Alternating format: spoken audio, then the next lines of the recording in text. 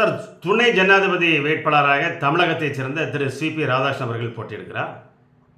ஆனால் தமிழகத்தினுடைய முதலமைச்சர் என்ன சொல்கிறார் என்றால், தமிழரின் முகமடி அணிந்து கொண்டு தேசிய ஜனநாயகத்தினுடைய வேட்பாளர் திரு சிபி ராதாகிருஷ்ணன் போட்டியிடுகிறார் சொல்கிறார்.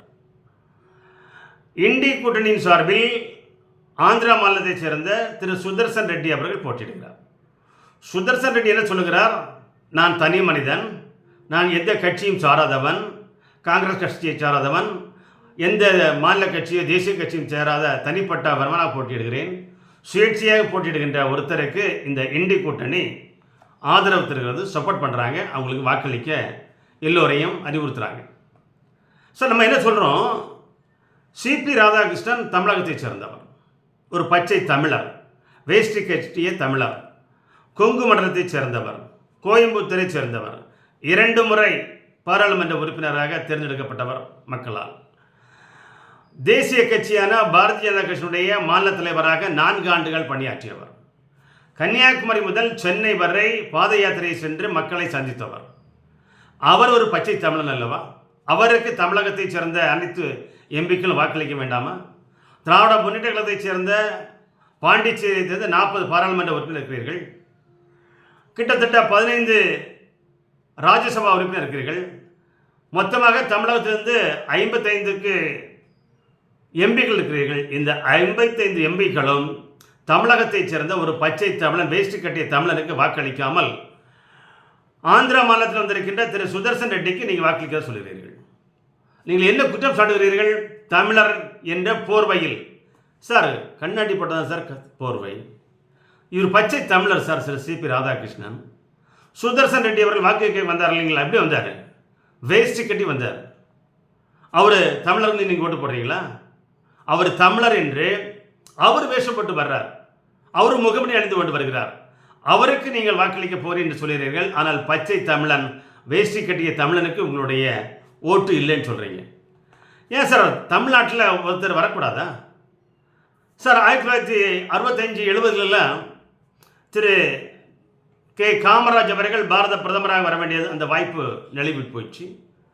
சார், 1996 திரு ஜி.கே. மூப்பனார் அவர்கள் இந்தியாவுடைய பாரத பிரதமராக வர வேண்டிய வாய்ப்பு இருந்தது, அதையும் தட்டி கழித்தது, அதையும் பிடுங்கியது திராவிட முன்னேற்றத்தினுடைய முன்னாள் தலைவர் திரு கருணாநிதி அவர்கள்.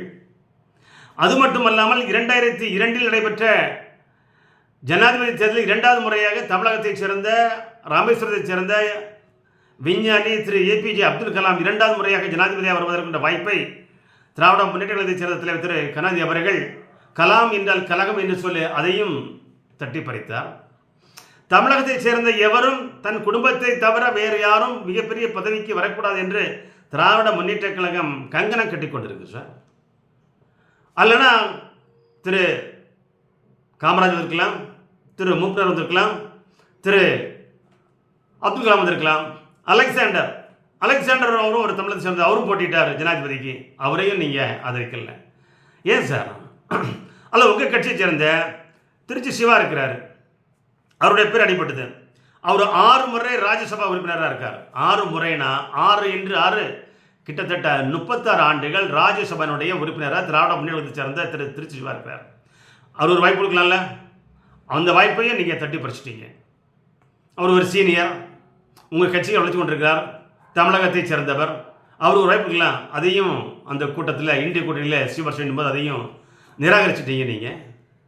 அது மட்டுமல்ல சார், ஒரு தமிழகத்தை சேர்ந்த விஞ்ஞானி மயில்சாமி அண்ணாதுரை, அவர் ஒரு விஞ்ஞானி, அவரையும் பேரையும் சிபாரிசு பண்ணாங்க, அதையும் நீங்கள் வேணான்னு சொல்லிட்டீங்க. தமிழகத்தை சேர்ந்த யாரையும் இந்தியனுடைய மிகப்பெரிய பதவிக்கு வருவதை திராவிட முன்னேற்ற கழகம் அதை எதிர்க்குது சார். அவர்கள் குடும்பத்தைச் சேர்ந்த கனிமொழி வருவதற்கு வேண்டுமென்றால் ஆதரவு தெரிவிப்பாரை தவிர திராவிட முன்னேற்ற கழகத்தைச் சேர்ந்த எந்த உறுப்பினரோ அல்லது தமிழகத்தை யாருமே இந்தியனுடைய ஜனாதிபதியாகவோ துணை ஜனாதிபதியாகவோ ஏன் பிரதமராகவோ வர திராவிட முன்னேற்ற கழகம் மிகப்பெரிய தடையாக இருக்கிறது. ஒரு பச்சை தமிழன் வரக்கூடாது சார். ஏன் வரக்கூடாதுங்கிறீங்க? பச்சை தமிழன் நீங்கள் சுதர்சன் ரெட்டியை வேஷ்டி கட்டி உங்களுக்கு ஓட்டு கேட்குறாரு. உங்கள் கூட்டணி கட்சிக்காரங்களெல்லாம் நீங்கள் அறிவுப்படுத்துக்கிறீங்க, துண்டு போடுறீங்க, சால்வை போடுறீங்க, புத்தகம் கொடுக்குறீங்க. அதில் கமலஹாசன் வரை கலந்துக்கல. கமலஹாசன் ஏன் கலந்துக்கலான்னு நீங்கள் யாரும் பதில் சொல்லலை, அவரும் பதில் சொல்லலை. ஏன் உங்கள் கூட்டணியுடைய எம்பி என்ன இருக்கிறாரு? மக்கள் நீதி மையம் கட்சியினுடைய தலைவராக இருக்கிறார் திரு நடிகர் கமலஹாசன் ஏன் அந்த கூட்டணியில் அந்த கூட்டத்தில் கலந்துக்கல? அவர் ஏன் புறக்கணித்தார்? ஏன் அது தகவல் இல்லை, பதிலும் இல்லை? அவர் என்ன ஓட்டை மாற்றி போட போகிறாரா? சார், தமிழ்நாட்டில் இருக்க 55 பாராளுமன்ற உறுப்பினர் இருக்கிறீர்கள், ராஜ்யசபாவோட சேர்த்து. அவங்க எல்லாம் ஒற்றுமையாக இணைந்து பச்சை தமிழன், வேட்டி கட்டிய தமிழன் திரு சிபி ராதாகிருஷ்ணனுக்கு வாக்களிக்க வேண்டும். முதல்வர் சொல்லுகிறார், முகமூடி அணிந்து கொண்டு வாக்குகளை கேட்கிறார்கள் என்று. தமிழர் என்ற முகமூடி அணிந்து கொண்டு தேசிய ஜனநாயக வேட்பாளர் திரு சிபி ராதாகிருஷ்ணன் துணை ஜனாதிபதி போய் சொல்கிறீங்களே, இது நியாயமா? இது தகுமா? சார், பச்சை தமிழன், வேஷ்டி கட்டிய தமிழன், தமிழ் மண்ணில் பிறந்தவர், தமிழகத்தைச் சேர்ந்தவர், கொங்கு மண்டலத்தைச் சேர்ந்தவர், கோயம்புத்தூரை சேர்ந்தவர், மக்கள் பிரதிநிதியாக செயல்பட்டவர், இன்று ஆளுநராக இருந்து கொண்டிருக்கிறார். அவருக்கு தமிழகத்தைச் சேர்ந்த அத்தனை எம்பிக்களும் அவரை வெற்றி பெற செய்ய தமிழன் என்ற ஒற்றை குரலில் பாராளுமன்றத்தில் உழைக்க, தமிழன் ஒரு ஜனாதிபதியாக, துணை ஜனாதிபதியாக வர்ற, தமிழன் ராஜ்யசபாவை நடத்திட, ராஜ்யசபாவின் சேர்மனாக வர்ற அனைத்து தமிழக எம்பிக்களும் ஒற்றுமையாக ஒருங்கிணைந்து திரு சிபி ராதாகிருஷ்ணன் அவர்களை வெற்றி பெற செய்ய வேண்டும்.